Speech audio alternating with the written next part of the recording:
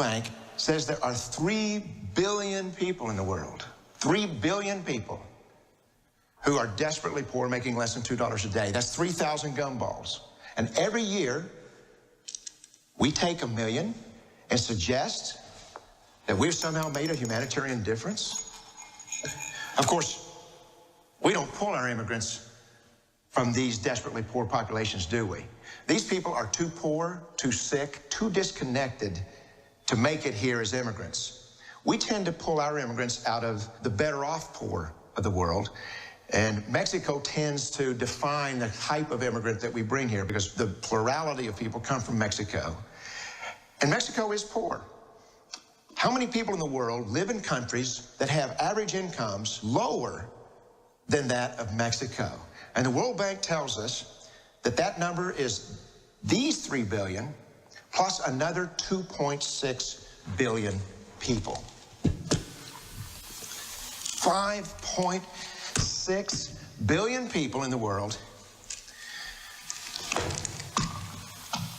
who live in countries with average incomes below that of Mexico. That's 5,600 gumballs. And so what is it that the elites are telling us? They're telling us that when we take this 1 million immigrants,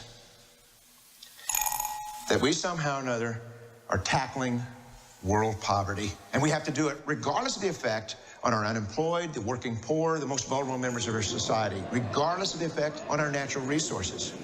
Even if we went by the most radical proposals in Washington, which are to actually double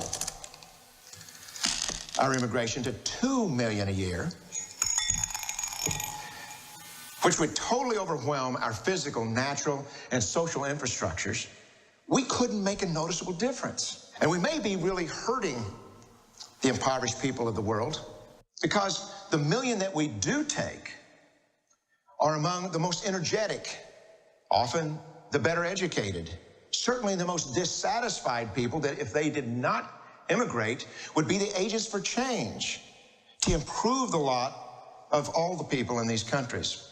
The true heroes in the global humanitarian field are the people in these countries who have the wherewithal to immigrate to another country, but instead stay in their countries to apply their skills to help their fellow countrymen. Unfortunately, our immigration system tends to entice these very type of people to abandon their countrymen. The impossibility of making even a dent is actually worse than it looks here. Because last year, when we took 1 million immigrants, these countries added, births over deaths, 80 million more people into the impoverished population.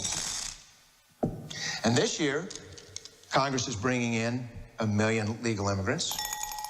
And this year, according to the United Nations, these countries are expected to add another 80 million people. And next year, you can be quite sure that Congress, unless stopped by the American voters, will bring in another 1 million immigrants. And these countries, unfortunately, will be adding another 80 million people into these impoverished nations. We could take 5 million a year, but we'd never get ahead of what's happening in these countries. Not in this century. Don't you see?